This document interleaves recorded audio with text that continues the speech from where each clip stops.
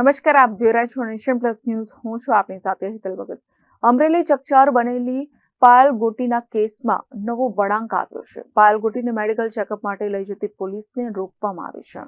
અમરેલીમાં બનેલા નકલી પેપર કાંડ મામલે પાયલ ગોટી કેસમાં નવો વળાંક આવ્યો છે। પાયલ ગોટીને મેડિકલ ચેકઅપ માટે લઈ જતી પોલીસને રોકવામાં આવી છે। મેડિકલ ટીમ પહોંચી હતી પાયલ ગોટીના ઘરે, જેમાં રાત્રિના સમયે મેડિકલ ચેકઅપ કરાવવાની ના પાડતા આવતીકાલે સવારે મેડિકલ ચેકઅપ કરાવવા માટે પાયલ ગોટી તૈયાર હતા, જેમાં મેડિકલ ચેકઅપ માટે તૈયાર ના થતી પાયલ ગોટીને પોલીસ દ્વારા સમજાવટનો પ્રયાસ કરવામાં આવ્યો હતો। પોલીસ ટીમ અને મેડિકલ ટીમ વિઠ્ઠલ પરથી રવાના થઈ હતી, ત્યારે સવારે 10 થી 11 વાગ્યાના સમય દરમિયાન અમરેલી સિવિલ હોસ્પિટલમાં મેડિકલ ચેકઅપ કરાવવામાં પાયલ ગોટીએ તૈયારી દર્શાવી હતી, જેમાં એસઆઈટી ટીમના પીએસઆઈ બરવાડિયાએ મોડી રાત્રે પોતાની પ્રતિક્રિયા આપી હતી। કોઈ પ્રશ્ન નથી, પણ મારે અત્યારે નથી કરાવવું મેડિકલ ચેકઅપ। હું કાલ સવારે જ કરાવીશ, અત્યારે મને રાતે નહીં, રાતે નહીં એટલે રાતે નહીં, રાતે એક વાર ઉઠાવી જાય નહીં, રાતે એક વાર થઈ ગયો એટલે બેન દીકરીને ન જવાય, તમે બેન દીકરીને રાતે ન લઈ જવાય।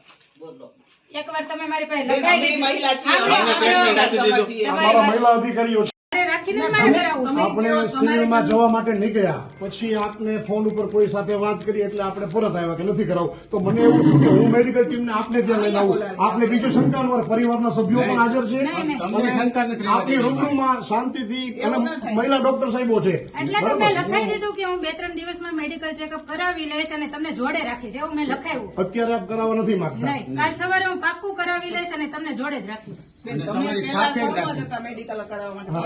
મને કોઈ ના નથી પાડી, મને શું કામ કોઈ ના પાડે? તમારી વાત બધી સાચી છે, તો તમે મારી પાસે લખાવી તો લીધું, તો હવે શું છે? દિવસે મારે તમે કંટાળે 10 વાગે હાજર છે, તમારો 5-10 મિનિટ ના તમે 10 વાગે જો ને તો 10 વાગે હાજર થઈ જાવ, 9 વાગે તો 9 વાગે હાજર થઈ જાવ। તમે કયો મહિલા આગેવાનને સાથે રાખવો હોય, તમારા પરિવારને સાથે રાખવા હોય, કોઈ પણ વકીલને સાથે રાખવો હોય, એમાં કોઈ મનાઈ નથી બેન। તમારા નિયમ મહેનત કરીએ છીએ, અત્યારે નહીં, કાલ સવારે તમારા મેડિકલ પાસે કરાવવું હોય તો કરાવશું, પણ કોઈ પ્રશ્ન નથી, પણ મારે અત્યારે નથી કરાવવું મેડિકલ ચેકઅપ। હું કાલ સવારે જ કરાવીશ, અત્યારે મને રાતે નહીં, 9 વાગે રાતે નહીં એટલે રાતે નહીં, રાતે એક વાર ઉઠાવી જાય નહીં। આજરોજ ખાસ તપાસ ટીમની પોલીસ અધિક્ષક શ્રી અમરેલીના દ્વારા રચના કરવામાં આવેલ, જેમાં હું અને મારી ટીમમાં પીઆઈ ગીડા અને પીએસઆઈ બરવાળિયાની નિમણૂક કરવામાં આવેલી।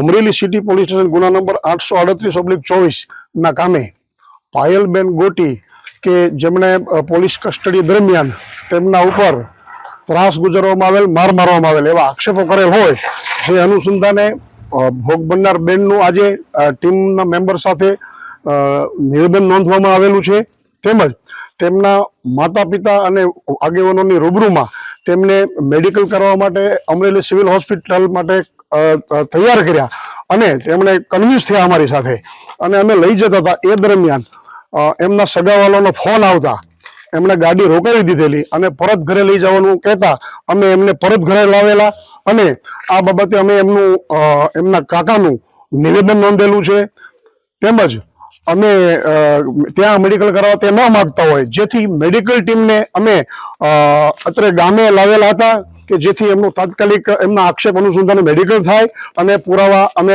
એકત્ર કરી શકીએ, પરંતુ તેમણે મેડિકલ કરવાનો અત્યારે ઇનકાર કરેલો હોય, જેથી આવતીકાલે મેડિકલ કરાવશે એવું જણાવતા હોય। બસ એટલી તપાસ છે।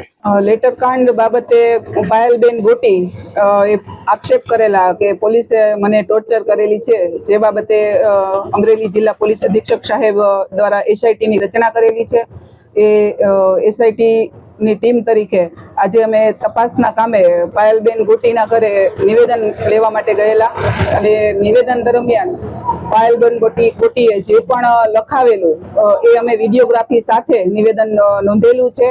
બાદમાં અમે પાયલબેનને એમના પરિવારના સભ્યોની સાથે મેડિકલ કરાવવા માટેની એમને જણાવેલું હતું કે તપાસના કામે આપણે મેડિકલ કરાવવું જરૂરી છે, જેથી પાયલબેન એમના પરિવારના સભ્યો સાથે રાખી અને એમના કઝિન સિસ્ટર અને એમના એક અન્ય ભાઈને સાથે લઈ લાવવાની સહમતિ દર્શાવતા અમારી સાથે અમે એમને મેડિકલ કરાવવા માટે એમની સ્વખુશીથી ઘરેથી નીકળેલા હતા।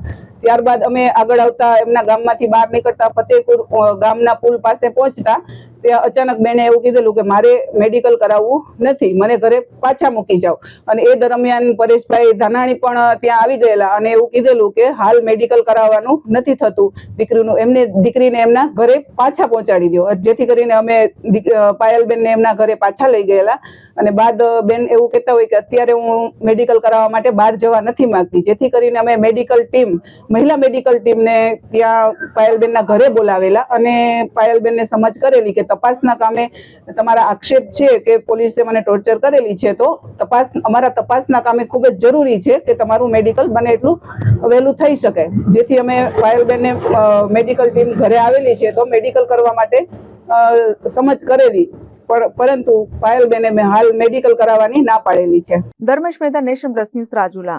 સમાચારોના સતત અપડેટ મેળવવા માટે અમારી નેશન પ્લસ ન્યૂઝની યુટ્યુબ ચેનલને સબસ્ક્રાઇબ કરો, બેલ આઇકન દબાવો અને જોડાયેલા રહો ફેસબુક, ઇન્સ્ટાગ્રામ અને ટ્વિટર પર.